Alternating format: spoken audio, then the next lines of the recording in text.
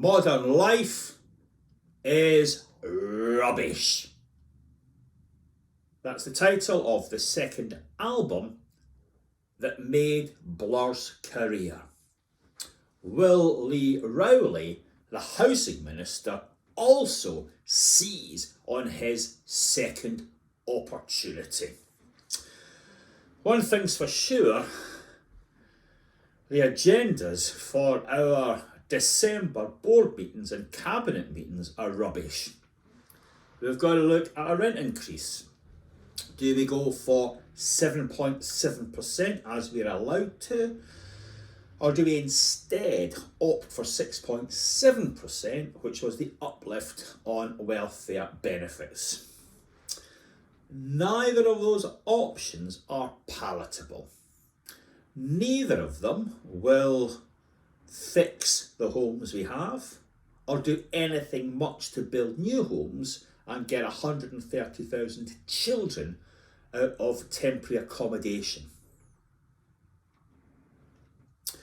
By the same token, neither of those rent increases will particularly help tenants who are suffering from a savage cost of living crisis. Will Lee Rowley intervene? Will he apply a cap? Or will he give us enough rope?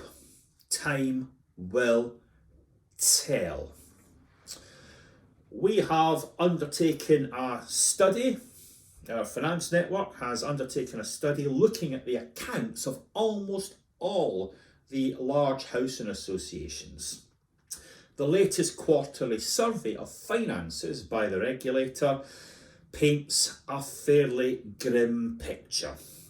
If you look at our spreadsheets, you will see that there are certainly quite a few housing associations facing a very difficult future. What's the answer? Do they merge?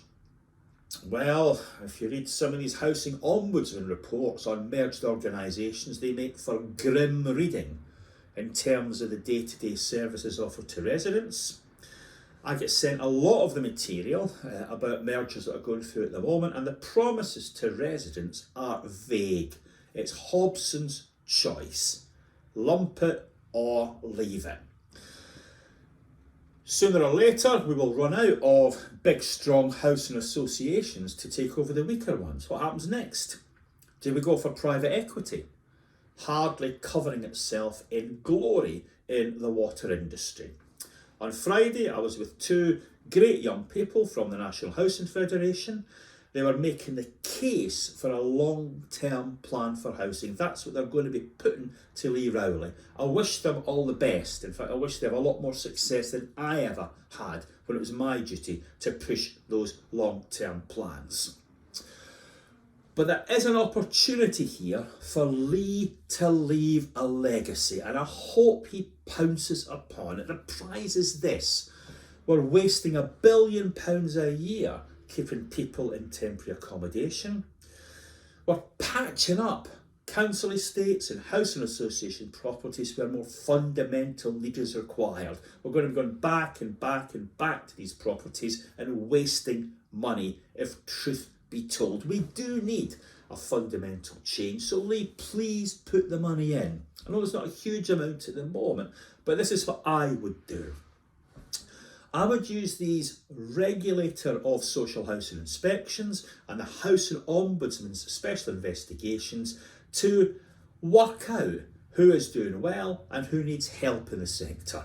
I would put some money in to the remedial cases to turn them around, and I would reward those who are doing well by asking them to do more. I know there's not vast sums of money available in the system at the moment, but we know that rents alone cannot fix the homes, and rents alone cannot solve the temporary accommodation crisis. So we're not going to fix everything all at once, but it'll be a chance for Lee to send a message and Lee to begin to build a legacy.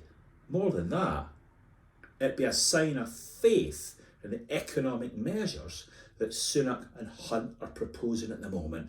Put in the right footings for housing, and as the economy gets better, let's see the investment we desperately require. And let's do something to get kids out of bed and breakfast at Christmas. There's going to be all party support for that. Thanks for your attention, and I hope to see you all again soon.